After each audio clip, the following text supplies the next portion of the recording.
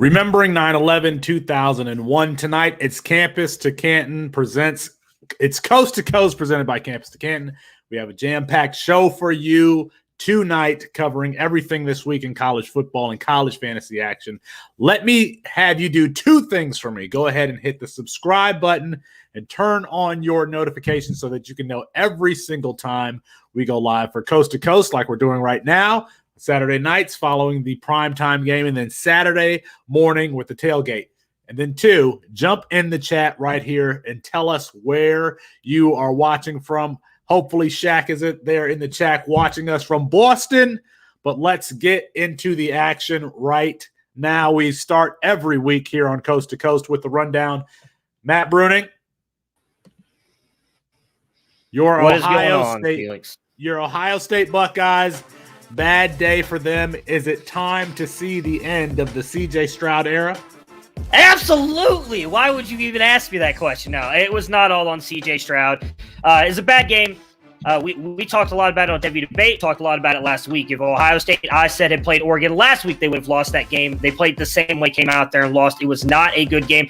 Let's start with Oregon. They deserve to go first. They won this game 35-28. Anthony Brown went for 17-35, 236 yards, and 2 touchdowns. He looked poised in the pocket, looked good for most of that game up until the fourth quarter. CJ Verdell went off in this game. 20 attempts for 161 yards, 8.1 yards an attempt, 2 touchdowns, scored twice on the same play. It was just ridiculous. They could not contain him on the edge. You mentioned C.J. Stroud. Stats-wise, he looked fantastic. 33 for 54, 484 yards, 3 touchdowns, 1 really bad interception. You watch the game, though, he just did not look comfortable in the pocket. You could tell that shoulder was bothering him. He was rotating it almost after every single throw. All around did not look very good. The wide receivers kind of carried him a little bit, as you can see from these stats right here. Chris Olave, 12 for 126 and no touchdowns. Garrett Wilson, 8 for 117, a touchdown. And JSN, the monster day, 7 catches for 145 and 2. And then Travion Henderson showed out as well, 12 for 54, 4.5 and 1. Mayan Williams, 14 for 77, 5.5 a carry, 0 touchdowns. It was not their greatest game. They've got a lot to clean up. Henderson looks to be the future, though. I think he'll be starting soon. Outside of injury, I do not think Stroud does get benched, though. While I think that should have been McCord to begin with, and they should go to the McCord area, Stroud would be my bet to start here in week 3. And we're going to talk a little bit more about C.J. Stroud later on tonight. Of course, he had the unfortunate task of following Justin Fields with that tremendous downfield vertical accuracy and his ability to run. And C.J. Stroud hasn't showed that just yet as a freshman. Matt, thank you. We're going to come back to you. Let's bring in Colin Decker here. Colin, the big game today, or at least one of the big games today, was the in-state rivalry. Iowa at Iowa State. This one was ugly, very ugly for the Iowa State offense. Yeah, this was a tough game to watch offensively all around. Iowa, 173 total yards of offense in the win. Iowa State, a little bit better with 333 total yards of offense, but it was still an ugly performance. Iowa's defense was just dominant. 4 turnovers forced in this one, 20 points off of turnovers, including a touchdown. Iowa's defense looks like one to avoid moving forward for your fantasy teams. Brock Purdy had a really rough day. 13 for 27 for 138 and 3 interceptions. Ends up being benched for Hunter Deckers in the fourth quarter. Hunter Deckers performs a little bit better, going 11 for 16 for 114 and a touchdown. And now at that game, the point in the game was kind of out of hand, so we'll see how that shakes out moving forward. I would still expect Purdy to end up starting next week, but it's something to keep an eye on. All American running back Breece Hall has a rough day too, 16 for 69 and a touchdown. Gets a little pass game work to save his day, 4 for 24. Tyler Goodson, really the only notable offensive performance for Iowa. 21 carries for 55 yards and a touchdown. So not a lot of efficiency there. Kind of got bottled up, but still saved his day with a touchdown. Had 2 catches for 9 yards as well. Iowa State is now 0-5 against Iowa. Questionable day for the top of the 2022 running back class. Colin, thank you. We appreciate it. Let's bring in Austin Nace. Austin, Speaking of quarterback battles, you got to think that there's one now in Texas. Hudson Card gets pulled for Casey Thompson. What did you see in this game today? Austin is muted. Yeah, that's me. Arkansas told Texas welcome to the SEC today. Truly introduced them to the SEC football there. Dominant run game, 47 carries, 333 yards in total. KJ Jefferson, quarterback, did not have a huge passing day, but 73 yards on the ground. Traylon Smith chipped in with 70 and a touchdown. AJ Green had 67 and a touchdown. Raheem Sanders had 50 and a touchdown. Literally everybody and their brother got a touchdown for the Arkansas running backs today. I think the bigger news, though, for Arkansas, Treylon Burks, a guy that we all expected to have a huge season at wide receiver there. Only 5 catches today, 37 yards, not a lot of opportunities. That passing offense as a whole, a very low volume, only 19 attempts on the day. So it might be tough sledding there for him this year as a true fantasy option. For Texas, you did mention, quarterback battle possibly on the horizon. Hudson Card was awful today. One of the worst performances I've seen from a quarterback in a long time. 8 for 15, 61 yards, had a fumble, poor pocket presence, poor accuracy, poor decision making, just poor all around. Arkansas very clearly did not respect him at all. They put 8 men in the box. They dared Bijan to beat them. He had an okay day, but nothing special there. Card benched late. Casey Thompson came in, 5 for 8 for 57 yards, 2 rush touchdowns in garbage time. Hard to take anything away from that. I'm interested to see, again, like you said, what they do with that quarterback battle at Texas. And if Arkansas can continue that running game, if they can, they are going to be a dangerous team this year. Not going to go undefeated or anything, but can certainly give a lot of teams trouble this year. KJ Jefferson doing his job to be an asset in that running game, and we got to see Arkansas storm the field around Steve Sarkisian. Austin, thank you. Let's bring in Jeff Bell. Jeff, football guy, staff, Debbie Lead at Fantasy Pros, co-host of the Debbie Royale. You know him at For Whom J Bell Tolls on Twitter. Jeff, last week we saw Will Levis kind of light it up. Was it Levis or was it his counterpart Connor Bazelak for Missouri today? It was really a tale of 2 halves for this team. Kentucky really stormed out in the first half, and Will Levis was making plays all over the field. But really, his counting stats didn't get there where you'd like to see. He only accumulated 179 yards, 1 touchdown, 1 pick.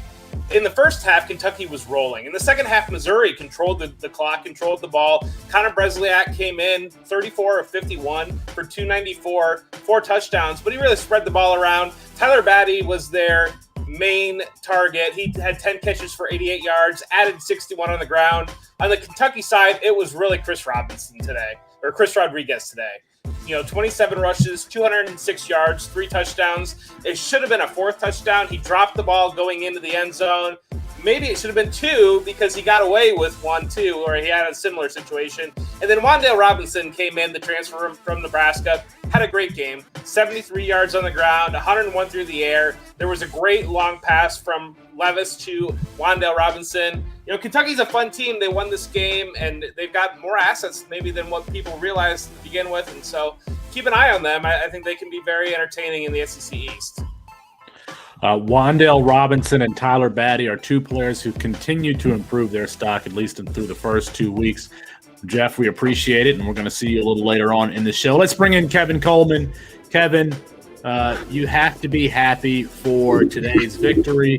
Michigan 31-10. Are you happy with the victory, or did you want to see a little more from the offense? No, today's been a great day, Felix. We got to see the Buckeyes lose and the Michigan Wolverines win, and they're 2-0. And, we kind of did what they needed to do, like on the ground. It's all Michigan rushers. Blake Corum, 21 carries, 171 yards, and 3 touchdowns.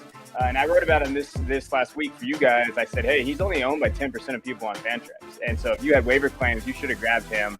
Hassan Haskins also, he had 27 carries, 155 yards, and a touchdown. So basically the game plan is just going to be run.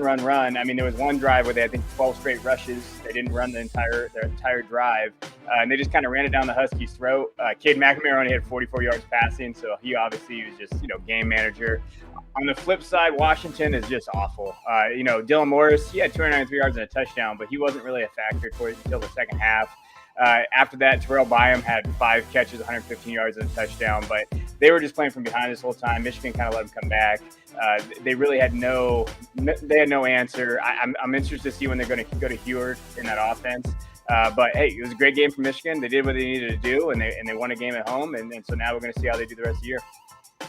Jim Harbaugh bringing back that old Stanford style of running with tight ends, fullbacks in the backfield. We'll see if he can get through an entire season playing that way. All right. Austin and Colin, get in here, the co-hosts of the Campus Life podcast. I'm going to turn it over to you guys to talk some headlines from today's game. Yeah, thanks, Felix. Colin, I'll let you go first here. So a lot of big headlines today. Pretty much every team played this afternoon, this evening. The first big headline, your big takeaway from today, Colin, is what? You're muted. Sorry, I tried to unmute you, but all good. I pulled an Austin here. I think the story of the day here is QB injuries. Haynes King, Joe Milton, and Phil Jerkovich all go down with injuries early in the game. Haynes King hurt on the second series. He was seen later on the sidelines in a boot on his right foot. Did not return. No news on what his status is going to be moving forward. His replacement, Zach Calzada, came in, kind of struggled. 18 for 38 for 183 yards and a touchdown. He did get that touchdown late to help them win the game. But moving forward, that's going to be a concern for the rest of the pieces of that offense outside of Isaiah Spiller. Joe Milton also left the game in the second quarter with a leg injury. Hendon Hooker comes in, though, looks transferred from Virginia Tech. Looks pretty decent, 15 for 21 for 188, 2 touchdowns, 1 interception. Also gets 9 carries for 49 yards on the ground, shows a little bit of dual threat ability. No news on what that leg injury is going to be moving forward, but either way, I don't know if it would surprise me that much if Hooker ends up taking that job. Milton has not looked very impressive so far this year. And Hooker, also has a lot of experience there, looks pretty decent, like I said. Phil Jerkovich also injured in this one, just 4 minutes into the game. That was a right wrist injury, which is a bit of a cause for concern. Now, they said he was questionable to return. He wasn't immediately ruled out. So we'll see how that one develops. His replacement, guy I've never even heard of before, Dennis Grossel, goes 11 for 14 for 199 and a touchdown. Zay Flowers did get hurt in this one as well, but he did return. Didn't put up a big stat line, but nice to see him at least get back out there. Yeah, definitely a bad day there for starting quarterbacks across the country. How about a big running back day, though, on the flip side of this? Some notable performances, the running back position, Isaiah Bowser, 4 touchdowns there for UCF as they rolled to a big win. Brandon Thomas at Memphis, 18 carries, 191 yards, 2 touchdowns there. Tyler Beatty from Missouri, as Jeff mentioned earlier, combined about 140 yards, a couple of touchdowns. Chris Rodriguez for Kentucky, another over 200 yards, 3 touchdowns.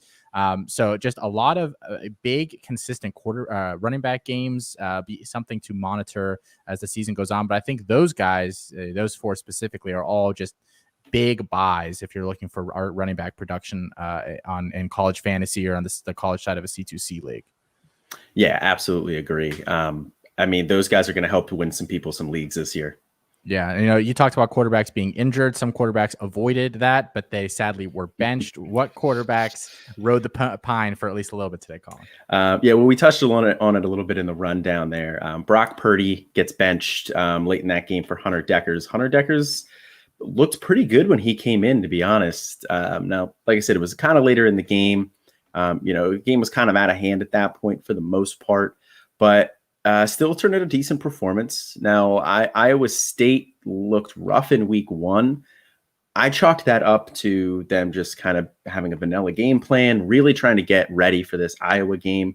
Turns out that was not the case here. So 2 games in a row, they struggled. Purdy's going to get that start again, but man, he may have a shorter leash than we think, especially with the high hopes that the rest of the roster leaves for Iowa State there. And then Hudson Card, my guy, also gets benched. Let me pour one out real quick over here.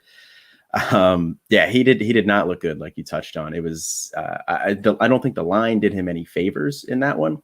He was under pressure all night, but his pocket awareness was not good either. The performance really looks worse than the stat line does. Casey Thompson comes in. He really got bailed out on that first drive with that roughing the passer penalty. They move the first down, then they move in. They get that rushing touchdown on the ground. He looked solid but unspectacular, which is really the story of Casey Thompson. But given Texas's loss tonight, it wouldn't surprise me to see a turn to Casey Thompson moving forward. I think this is going to be a frustrating split all year. Like I said, Hudson Card was my guy. I was really hoping that he would seize this and really take it off and run with it, but it has not happened yet. We talked a little bit about CJ Stroud's struggles again, so we don't necessarily need to dip in there. Some quarterbacks, though, that impressed today, the 2022 quarterbacks, presumed 1 and 2 Rattler and Sam Howell next year. Both kind of struggled a little bit week 1. Week 2 here, though, back to normal for them. Rattler went 20 for 26, 243 yards and 5 touchdowns in an absolute whooping. They won by over 70 points this week. Sam Howell, 352 yards and 3 through the air, another 104 and 2 on the ground. Both of those guys played well. And Colin, I know you've been the harbinger of bad news here all evening, but Tyler Buchner he made an appearance today and played well, right? He did, yeah. Got on the field today, saw some work. They put him into some specific packages. Looked like they kind of had that all designed up for him. But when he was out there, he looked pretty good. 3 for 3 for 178 and a touchdown. Now the 1 for 78 yards. I'm sorry. The 78 yards is a little bit misleading because it was a 55-yard catch and run where Chris Tyree did a lot of the work. But, Buchner looked good. He was rolling out to his left and had changed his arm angle really nicely to get the ball around the defender to the running back out in the flat, which was something that was pretty impressive to see, a freshman do in his first 3 pass attempts there in a college game there. And then also contributed 7 for 68 on the ground. Obviously not a guy that you want to start moving forward, but definitely encouraging to see how solid he looked, given that he hadn't played, football in 2 years. Yeah, and definitely encouraging there. The last eye-catching headline on my end here, the Hilltoppers high-scoring connection. I think I saw a hefty amount of skepticism that both Bailey Zappi and Jarrett Stearns could repeat week 1 performances, and they basically did, against a much tougher opposition in Army. Bailey Zappi, 28 for 40, 435 yards, 3 touchdowns, 1 interception. Jarrett Stearns, 9 for 171 and 2.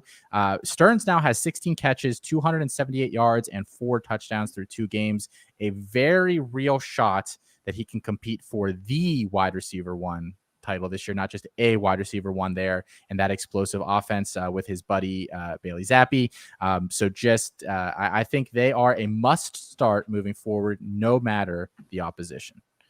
All right, we are going to welcome back Felix here and a very special guest. Let's welcome in Adam Lewis. Adam, longtime Devy analyst, our Florida Gators insider. You can find him at ADM Lewis on Twitter. Adam, you were at the game today. I was. As the Gators took on UCF. Anthony Richardson should be the full-time starter for the Gators. Is that true or false? It's true. I feel bad for Emory in this regard. The kid, he's a good kid, program kid. Great guy, but you can't not put AR out there. They're not going to, though. Emory will be the starter next week against Alabama, and that's just the way for a couple reasons. But AR did pull up today. He did pull a hammy. We're going to see how that plays out. But if you know Dan Mullen and you ever watched Dan Mullen for every year that he's ever coached, and I have since '08, and when he was the offensive coordinator and then the head coach at Mississippi State and now back here. This is how he runs his program, and this is how he gets guys to buy in and stay there. This is Emory's team, and he's going to get every opportunity to play. But when you look at AR and what he brings, the athleticism is just off the charts. I mean, when he was coming out and he was in high school, I compared him to Cam Newton. That was my comp. And I don't take that lightly because when I first started doing this, that was one of the first quarterbacks I looked at in Debbie to really focus on. And Cam is a guy that I really think was it. And he has it. You don't see a guy who's 240 pounds running 21.6 miles per hour down the sideline. All right. Dunking from the free throw line, Duncan just standing straight up, doing backflips because it's fun. I mean, the guy has all the athleticism. He's got the arm. But, he does have his flaws still that he needs to work on. And that's, where Dan and Garrick McGee as a quarterback have been really working with him on. When you go look at it, he didn't hit the throws he needed to against FAU either. And he's got some stuff he needs to work on, and he knows it. But he should be the starter in my mind, and I think in Gator Nation's mind. But you're not going to probably see him as a starter. The interesting thing about Cam is he, was at Florida, then went to JUCO and had that 1 year at Auburn. Anthony Richardson is a freshman, and I mean, just to think about his ceiling is ridiculous.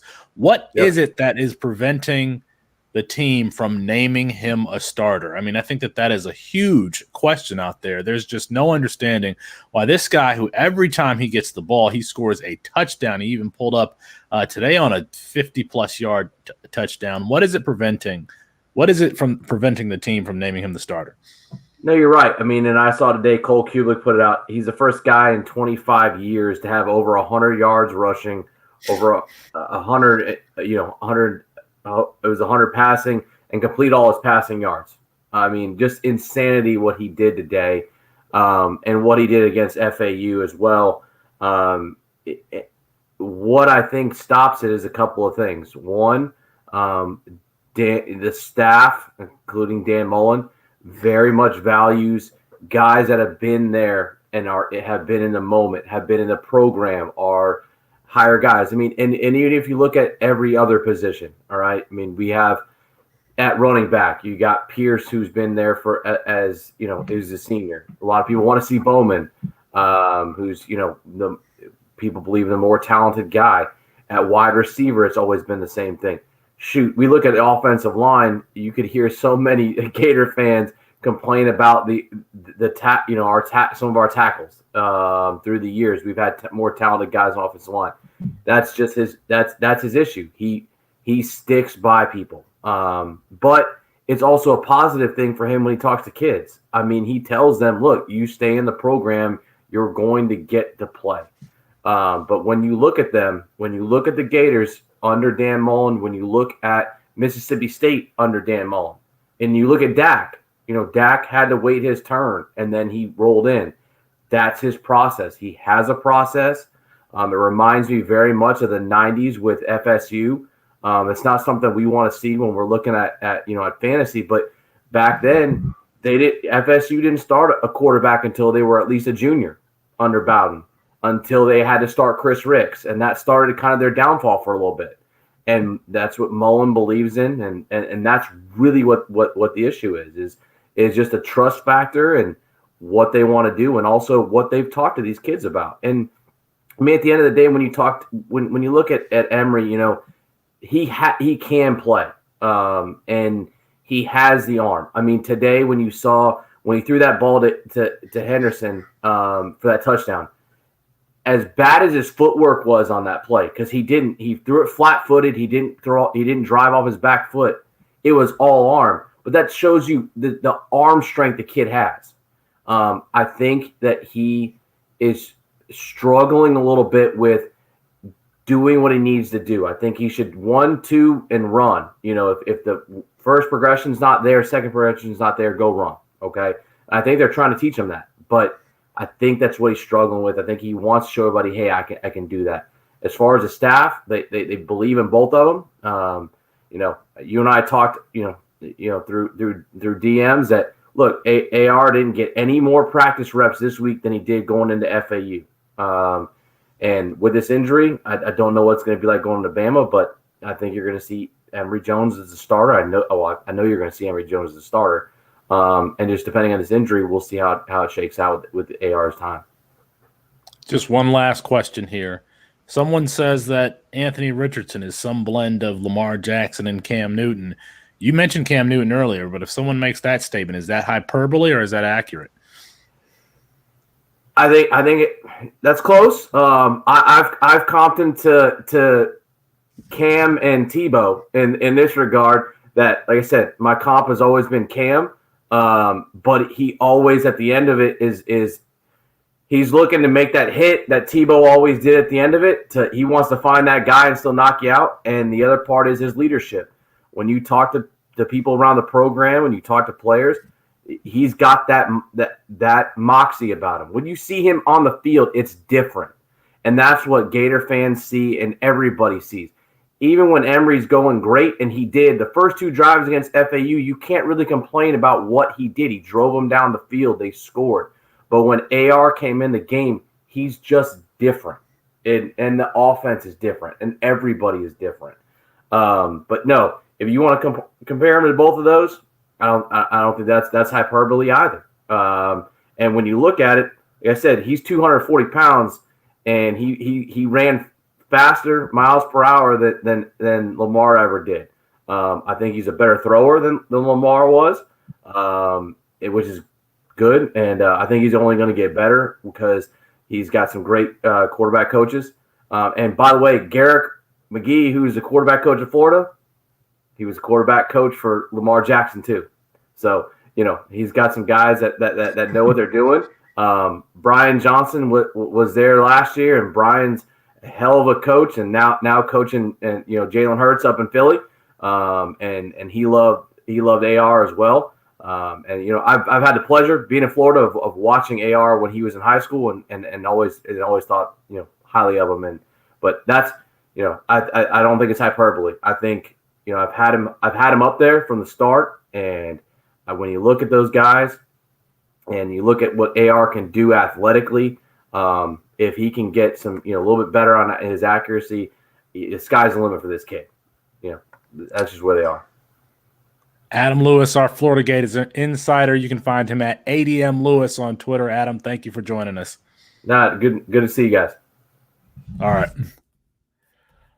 Let's bring in – are we going to the panel? Yes. Let's bring in the panel, all of us, guys. Jeff Bell back joining us. Matt Bruning, Austin Nace, all here. The gang's all here. Guys, this is a question we ask every week. Whose value saw the biggest change in Campus to Canton formats today? Positive or negative? Go ahead. Anyone jump in. Go ahead, Matt. Well, since you took mine, sure, yeah, I'll take the other ones. I was going to talk more about CJ Verdell since he absolutely destroyed the Buckeyes today. I'll go to under-the-radar guys here real quick. Calvin Austin, I talked a little bit about him last week on the tailgate, redshirt senior.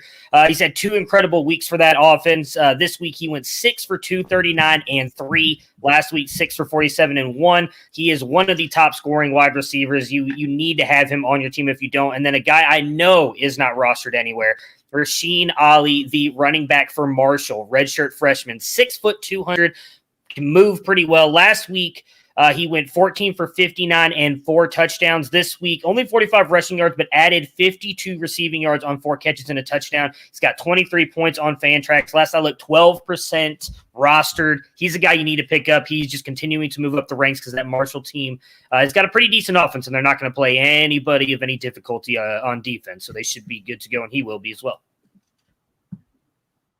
Yeah, I thought Jeff, CJ what do you Verdell. got? Oh, go ahead, Jeff. Yeah, no, you're good.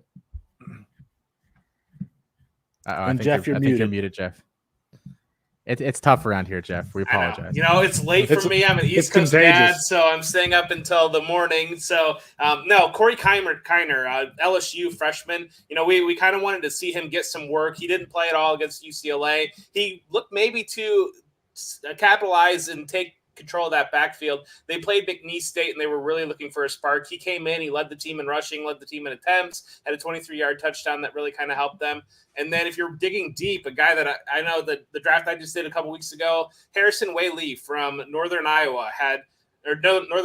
If you get involved in a little bit of action, he had 179 yards and 2 touchdowns against Wyoming. So that's a guy that I know he was under the radar when I drafted a couple weeks ago. He had a big game last week, and so he looks like maybe he's a young guy that's going to give you some of that production. Yeah, and I'll apologize, Matt. I thought that the CJ Verdell stuff would be too painful for you. I did not think you would go into that well. If I don't talk about it, I can't get over it. So we just got to keep talking about it. Yeah, you must have a really good therapist. Yeah, CJ Verdell, I think, is just the obvious answer to this question. Minnesota last week gave you the blueprint for how to beat Ohio State. They couldn't capitalize, A, because they're just not as talented of a team as Oregon, but B, because Mohamed Ibrahim went down. If he had not, maybe that outcome to that game's different. Oregon basically watched that whole game and said, we're going to do the same exact thing with CJ Verdell, who is not quite as big and not quite as physical as Ibrahim, but still is a lot more physical than people want to give him credit for. We called him as a must start early this week on the C2C pod, and he went out there and exceeded even what I thought he was going to do. 20 carries, 161 yards, 2 touchdowns on the ground, 334 and 1 through the air. And listen, I think any running back that's playing Ohio State this season, unless there's just an enormous talent disparity between the two teams, is a must start. Ibrahim was a must start. Verdell, I struggle to think of many scenarios where I would not want the running back playing Ohio State, at least until they fix those issues. And I'm not sure it's a fixable issue at this point in the year. I'm going to give you 2 guys. I'm going to give you one, Mookie Cooper, who we hyped up during the year over there at Mizzou after transferring from Ohio State. He suffered a foot injury in camp and then just hasn't really been involved. He had limited snaps in week 1, limited snaps in week 2, and even when he is on the field, he's not heavily involved. And so his stock has to be a little bit down until he recovers from that injury. And then, Austin, you mentioned Brandon Thomas. I mean, I finally got a chance to watch him at Memphis. He's a redshirt freshman, was a true freshman last year.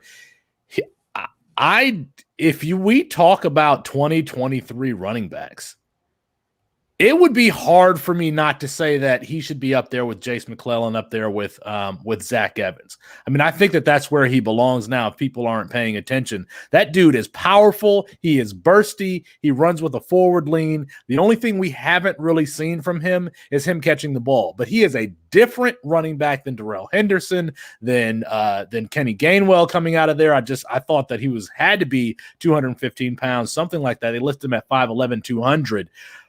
I just put Brandon Thomas, I believe, ahead of Zach Evans. And that's, if I had to draft today, that is where I would take him. He's 17% owned on Fantrax.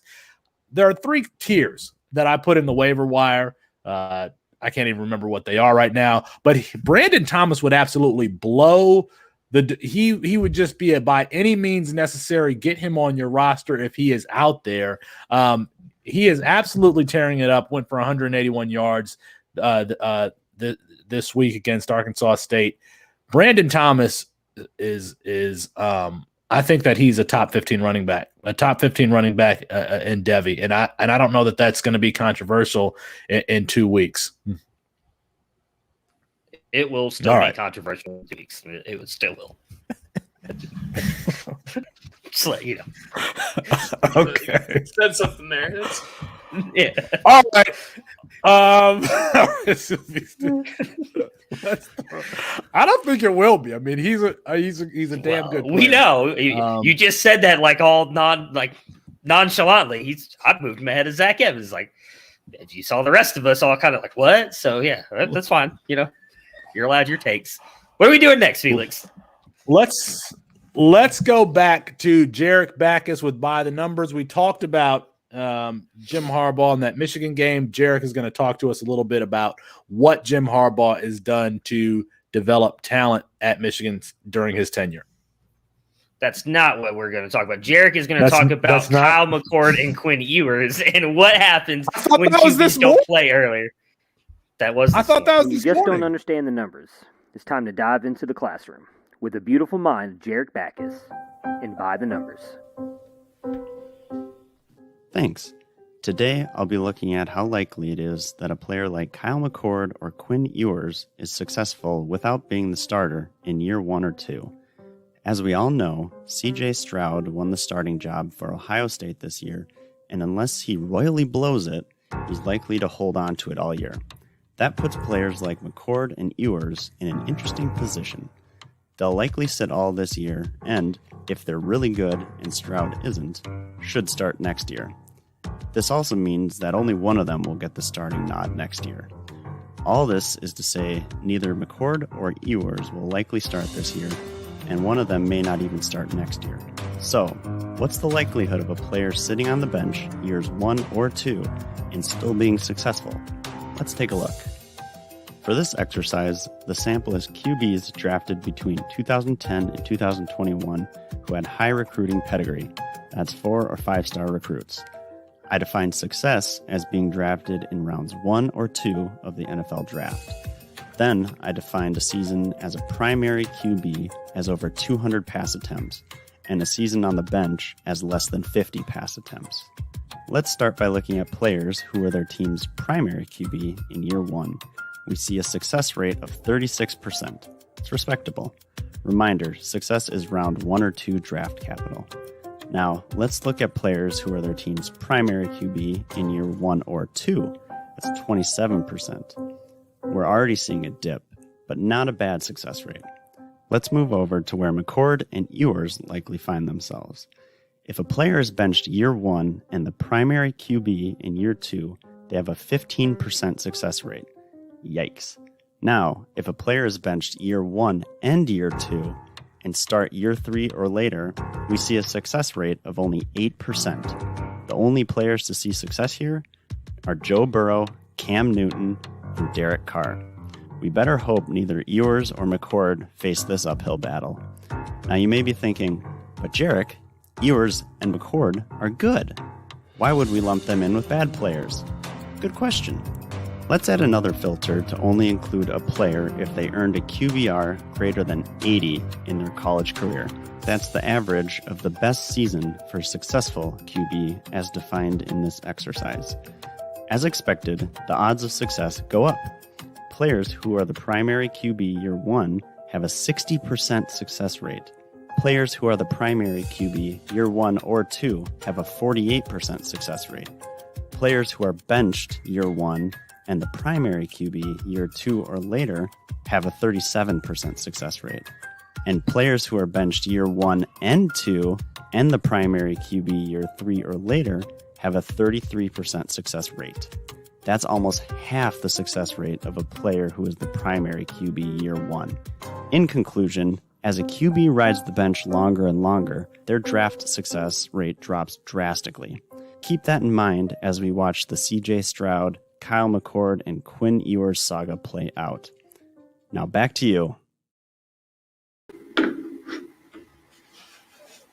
Alrighty, guys, we are back with the Left Coast check-in. As always, I am joined by Kevin Coleman here. Kevin does a little bit of everything here around the globe. He is the co-host of the Devy Royale. He is Devy contributor at Fantasy Pros. He contributes here at campus2canton.com. You can find him at DuBois_22 on Twitter. Kevin, welcome back. It was such a rousing success, you and I, last week, that they're letting me talk to you again this week. Hey man, I'm glad to come on and we got some great games over here on the West Coast. So I'm excited to get it, and a little bit East Coast, I guess, but I'm excited to get over and talk about them. Some closer score lines than maybe we had last week when we sat down and talked.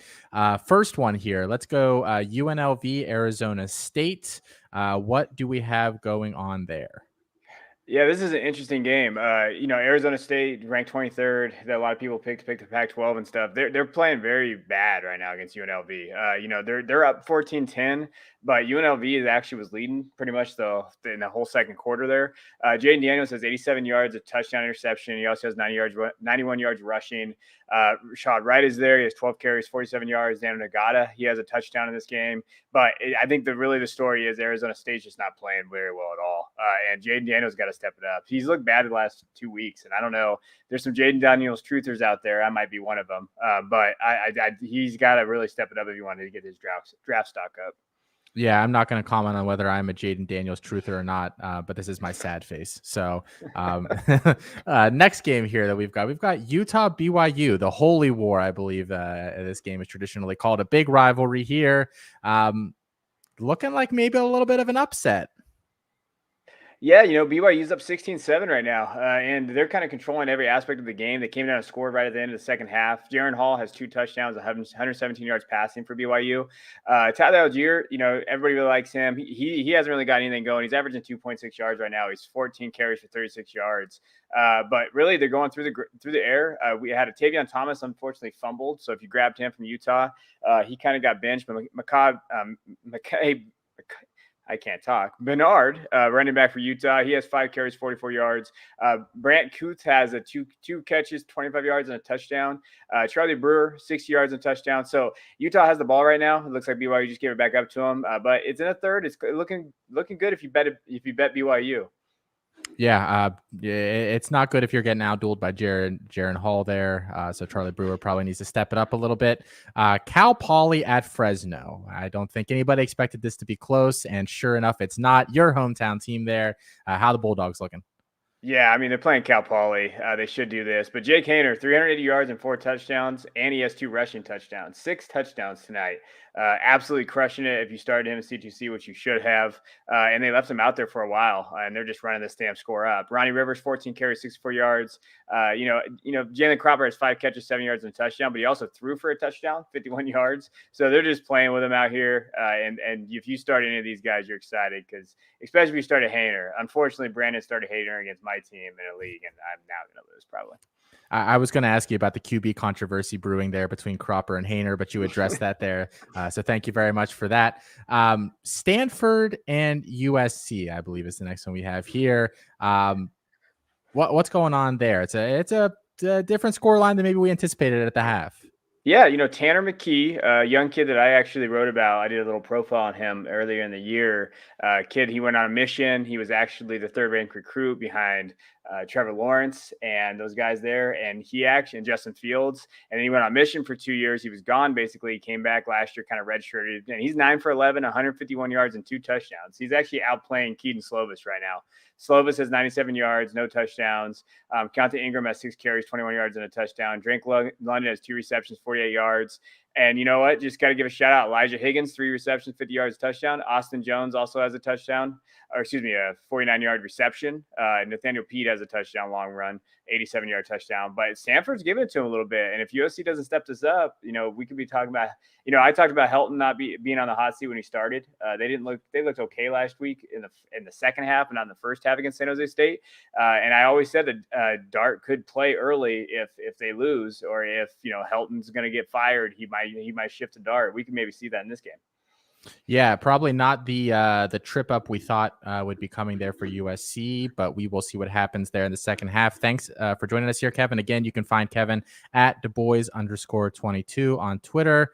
Kevin, thanks for joining us. Yep. See you guys. All right. We have a DFS wrap up here with Mr. Chris Moxley. So let's go to that and see what went on in that world today.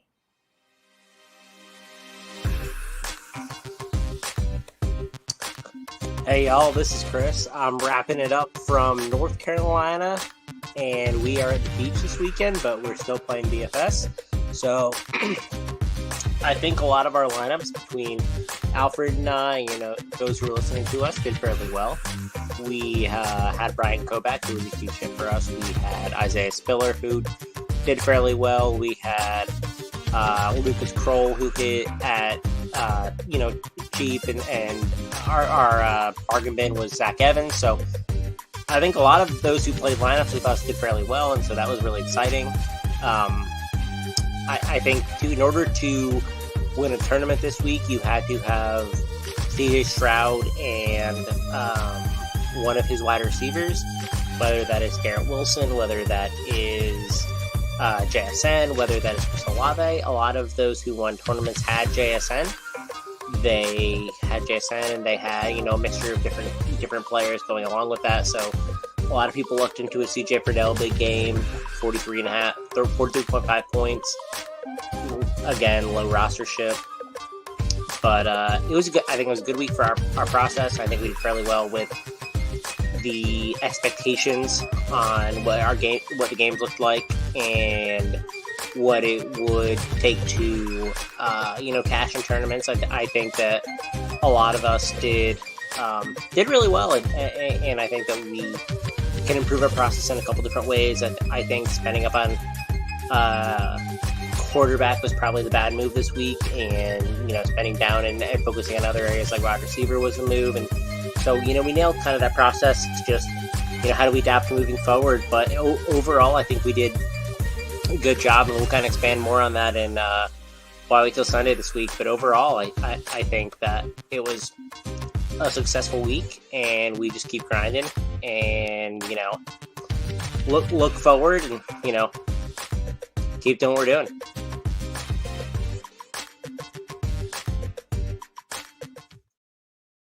I love shaded Chris Moxley. All right, here's the Campus to Canton crew. Guys, Alabama keeps rolling, but it seems like you can't really start anyone. You might be able to start Jamison Williams. JoJo Earl had a good game today. But in that backfield, is there anyone at all that you feel comfortable starting on a week-to-week basis?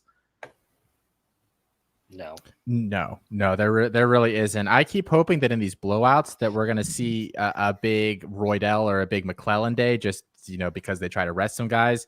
They don't seem to care that they get up, start running the ball, and they don't seem to care that guys are getting touches. They spread that around about as evenly as you possibly can.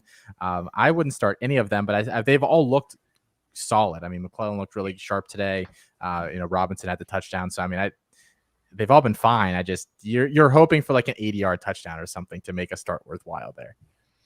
How about Jalen Milroe getting a couple carries as well at quarterback? Probably because they were blowing him out 48-14, but still, he looked good. Yeah, I think if you have to start one, it has to be Robinson because he seems to be the one who's getting the lead stuff, but I don't, or lead carries. I don't trust starting any of them. I feel it's the same way for Georgia.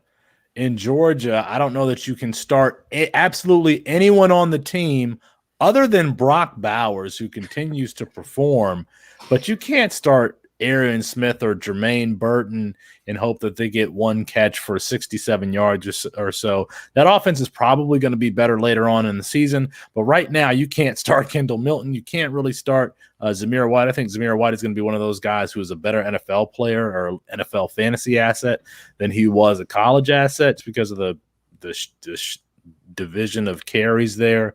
But we got these two really good teams in Alabama and Georgia, and I think that there's two players between both of those teams that you would feel comfortable starting every week, and one is a tight end. The third tight end. Yeah, I think it's tough to judge Georgia's offensive performance this far in the season. They played, a top 2, top 3 defense in the country week 1 in Clemson.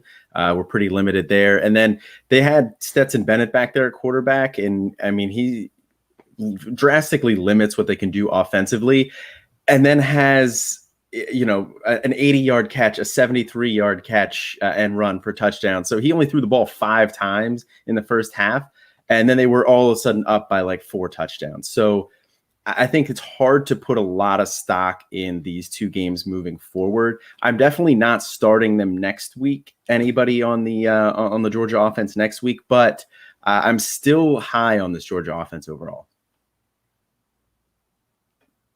Yeah, I think that's a great point, Colin. What do we think with the TCU duo today? The two guys we're really interested in there. Max I want to Duggan elaborate on something I said earlier. Oh, okay. I want to elaborate on something I said earlier. So Brandon Thomas is a player who you see him shed tacklers, you see him initiate contact and shed tacklers and make defenders miss in a variety of ways. I saw the one run from Zach Evans today, and I'm like, yeah, I think that there are like 5 or 6 running back, maybe 10 running backs in the country that could make that play, including Brandon Thomas would be one of them. So I think that, yes, he was a 5-star running back and all that, and fine. He had his big run today, but when I watched Zach Evans last year, I had an issue with whether or not he was someone who could, when someone got his hands on him, if he could break tackles, and it didn't seem like he could. He's more of a slasher who's not as explosive as Jahmyr Gibbs, who's not as versatile as Jahmyr Gibbs. And then here, I mean, I've only seen 2 games from Brandon Thomas, but I just really like that thumping nature. I mean, I like that kind of running back. That's why I like Mayan Williams. But Thomas is he's just as explosive as Evans is. So you all poo-pooed that statement there. But Brandon Thomas, but Brandon Thomas should absolutely be in that tier. I mean, you just compared Brandon Thomas to Mayan Williams. I mean, like, let's calm down a little bit. Look, I get it. He's looked good, and as far as style, go ahead. As far as style, that's all I'm saying. Okay, well, fine. Yes, as far as style, obviously, I'm hoping you're not saying he's on the prospect level of Mayan Williams, because I mean, you did just say that you think Zamir White's going to be a prospect. You mean starting running back for Ohio State, Mayan Williams? Is that what you mean? He was starting running back this week. He ain't going to be starting next week. That's going to be Travion Henderson because Mayan Williams looked horrible. I mean, look, I'm all for moving your guys up, but after 2 weeks of seeing a guy, you're going to jump him up over Zach Evans. We preach, taking your time with these things, but hey, I mean, it is what it is. You've got your process, and I trust your thought process on that. I wouldn't do it. Zach Evans looked more than fine today. And I like Brandon Thomas. I talked a little bit about him last week after Austin mentioned him. He looked good in that Memphis game. I haven't had a chance to see what he's done today. I'm sure he looked good. I like that Memphis offense as a whole. I'm not moving him up over Zach Evans. We'll see what happens, though. I thought I was aggressive on my Brandon Thomas ranking. I really think you have him like 60, right? Or 40, 20? Like in the 50s. I thought I was being aggressive, but apparently that is not the case. But just to go to your original question with TCU, yes, I thought Zach Evans looked good. Quentin Johnston looked really good as well, which I think helps with Max Dugan, who's looked a little bit more improved this year. TCU's a team I think can compete in the Big 12, especially with as bad as we saw Texas looking today, and Oklahoma kind of getting tested by Tulane the week after or the week before. So if Dugan can continue to look better and produce, I think that it means great things for not just Evans, but really Quentin Johnston, who's a fan of film and analytics. That's like one of the players that film and analytics come together on, and they love all together, which is great for fantasy football in general. So if he continues to do good, I think Johnston's going to be great. I think he had 95 yards and 2 touchdowns today. So DJ Allen to the moon next year, though. True that. Anything else other than slander of my takes? Just like, Florida where State did you lost to move Jacksonville him? State. Like, hilarious. Did you put him at like RB7? Like, is that how high? No. I mean, I know you've got Zamir White in like your top 10, so your rankings are RBs, Which is accurate, which is where he should be. There's not a lot of good running backs in the country. Storyline time. Thanks, Colin. All right. Bye. Austin, let's what storylines are you looking forward to next week? Yeah, I mean, there are 3 really good games in my opinion next week, or at least games that I think you should be paying attention to. We put some of the same ones down, so I'll jump. Fresno at UCLA, I think, is a really intriguing game, kind of almost like the championship for California there, especially if USC loses tonight. Fresno gave Oregon a tougher game than Ohio State did for a lot of that game, taking on a UCLA that's been hot these first 2 weeks. Put a whooping on Hawaii 2 weeks ago, and then LSU handled them pretty easily last week. If they can handle the running game there, Zach Charbonnet, Britton Brown, 2 guys that have had a lot of success, have been very efficient. Haven't been getting a ton of volume, but doesn't matter. They've been racking up yardage, touchdowns. That offense has bought into that heavy running style. So I am very interested to see what those 2 teams do against each other next week. Yeah, I mean, I think Alabama, Florida is the biggest game of the year, and if Anthony Richardson is healthy, everyone's going to be watching practice through the week to see if he's going to be starting. I've had hamstring injuries myself, and I know that it's not very easy. You just have to rest it, and so it's likely that he won't even practice this week, and it's really unfortunate because, I mean, his story is just a great one, a good player to track to see his trajectory. I think that his ceiling is, first round pick, potential Heisman winner if he is used as a full-time starter and he develops over the next 2 to 3. I mean, he's a freshman, so he could still have 3 years of eligibility remaining, and he's starting with a 6'4", 240-pound frame, and you can see him pulling away from defensive backs very easily, and it's just a load. I mean, he's just a fun player to watch. I want to see him develop. And then does JT Daniels return? How does that Georgia offense develop? That's something that I want to continue to track because there are a lot of players that we like on those rosters that we mentioned before. George Pickens is out, but Jermaine Burton and Arian Smith in the backfield, all of those guys, we haven't seen them really click on all cylinders yet. So I want to see if JT Daniels can get them going. And then Auburn at Penn State, the Big Ten SEC matchup. It's always good to see how conferences stack up against each other in the middle of the season. And so we'll get to see Brian Harsin and company take on James Franklin. So that's what I am looking forward to next week. That Auburn game feels like an unstoppable force meets unmovable object there. Auburn has scored 60 points 2 weeks in a row. Now, granted, Alabama State and Akron probably not on the level of Penn State's defense, but still 2 big offensive weeks there. And Penn State's defense has been very strong the past 2 weeks against Wisconsin and Ball State. And then just one other fun game. The We Are Going to Be Your Boss Someday Bowl with Northwestern against Duke. I think that's going to be a very interesting game there. Just two smart schools battling against it. Not something you see all the time. So tune into that one. That should be fun. Well, tune in to Coast to Coast next week. We're going to go live after one of the late games. And tune in. Stay with us. Stay with us as we take you coast to coast. All right. Good night, everyone.